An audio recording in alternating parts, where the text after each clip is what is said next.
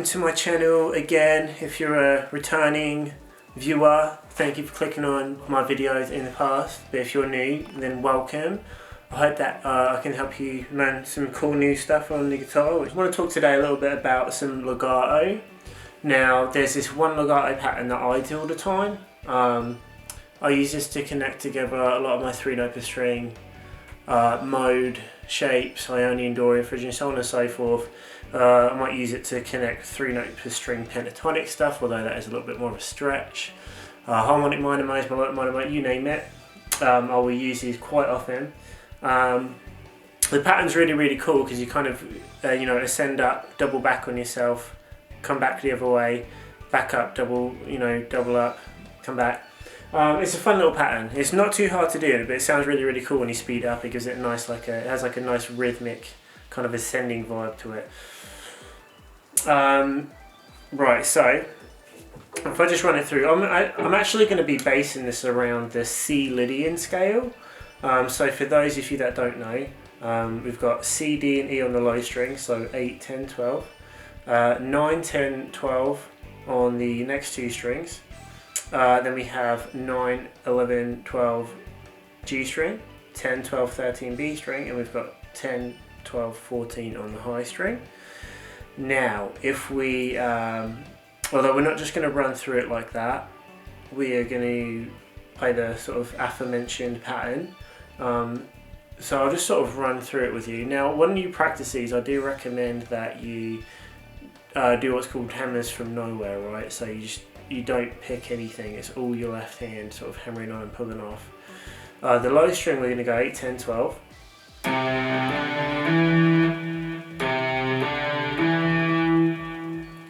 Right, now here's the pattern, right? So when we get to the tritone, so this F sharp here, we're going to go 9, 10, 9, 10, 9, right? So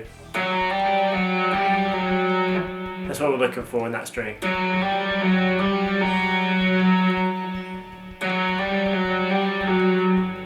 Right, so far. Now I am doing this on the Lydian scale right now, but I do recommend that you run through Ionian, Dorian, Phrygian, all of your major mode scales with the same pattern. And then the reason why I recommend that is because it's going to be super fun for you when you're improvising or writing your own solos or just jamming, where you can just whip out really long ascending legato lines using this pattern, and you can mix this up with other patterns that you might have learned in the past, right? So I'm all about improvising. This legato pattern is a really good workout, and one thing I will say as well is you definitely want to breathe and make sure it's really effortless. I'm all about efficiency and being effortless. This should not take effort in the fact that you're straining your hands. You should put an effort in the fact of, you want to put effort into the hours of practice, you want to put effort into moving forward and growing yourself as a guitar player, but you do not want to put in effort in terms of straining your hand, your wrist. Okay, so this up here, this hand needs to be absolutely chill. If it starts to tingle, it starts to hurt, just stop, give it a couple of days, come back to it. It's a marathon, not a sprint. Alright, if you're not going super fast with your legato right now, don't worry about it, just come back. Bones! My cat's just slammed my door. Here you go, here you go, here you go. Yeah, you do not want to strain, it has to be really chill. The left hand wants to be really chill. Alright, so as we go up, then we're going to go back down the low string, 12, 10, 8, back down, back up again. Alright. Then we're going to come back up, 9, 10, 12, A string. Do the double little trill thing on the D string. Back down, back up, 9, 10, 12 on that string. Now we're going to go to 9 up to 11 on the G string, do a little trill. Down 12, 10, 9, D string, back up your scale, so we're going to go 9 up to 11 to 12. So we got this so far.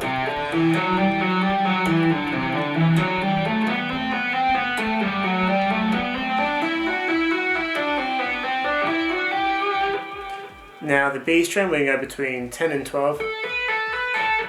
I'm using my first to ring there, but it's really up to you what you use. I do recommend getting good at legato with all your fingers though. 12, 11, 9, back up.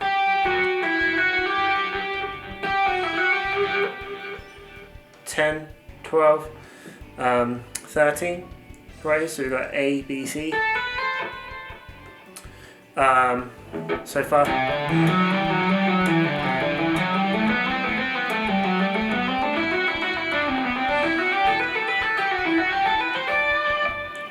Now we can, on the high string, we can go 10, 12, back down 13, 12, 10, B string, back up.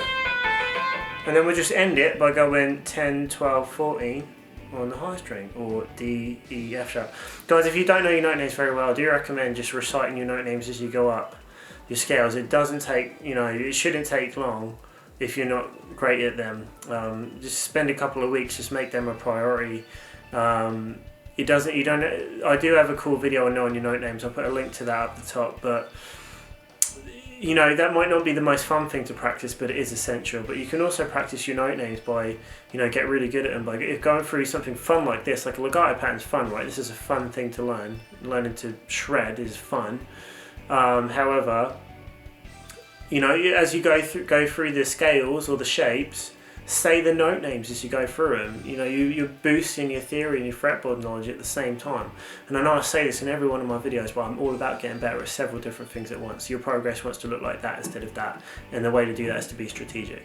Anyway, I know that some of you are like, shut up, finish the phrase. The whole thing looks like this. Here we go.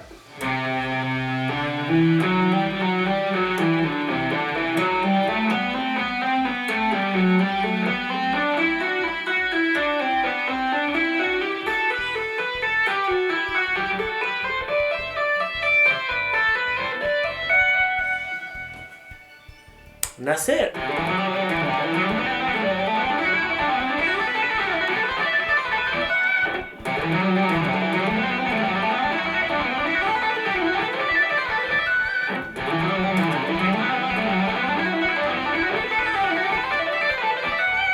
When you go through these patterns, you want to be right on your fingertips. Right on your fingertips.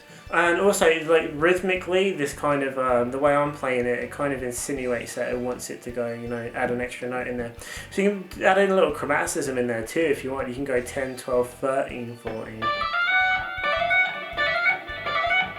Give it the Rick Graham sort of style at the top.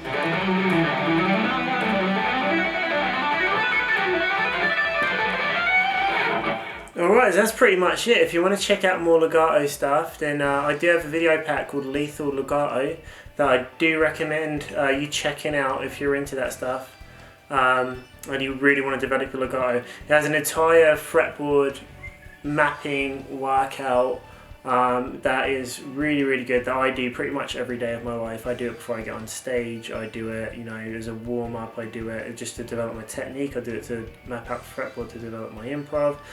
Really recommend it. A lot of cool phrases on there.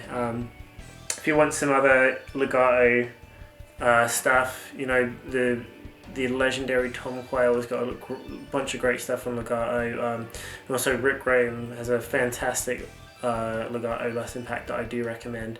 Whatever course you grab, I do recommend that you invest in it and go and check it out. Also, Daryl Gable's another guy that has some really fantastic legato stuff. I recommend making legato a priority. It will change your life, because if you think about it, most of what we do on the guitar is utilising our left hand, so make legato a priority, get your legato really, really good, and it's going to help all of your playing, your chords, your vibrato, your feel, everything.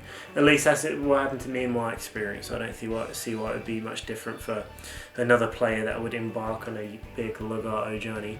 Anyway, much love, guys. Thank you so much for watching. Please hit the thumbs up if you enjoyed this, if you got some value from this video. Please leave me a comment. Let me know any other videos you would like me to make. I do my best to get out as much content useful content as I can, as quickly as I can. And if you want to do something for me, if you go to JackyVincentOfficial.com and subscribe to my mailing list, you'll get promo codes for my store, You'll get notified via email whenever I release new content. You'll find out when I'm doing shows, things like that. So much love, guys. Thank you so much. Peace out. Enjoy the rest of your week.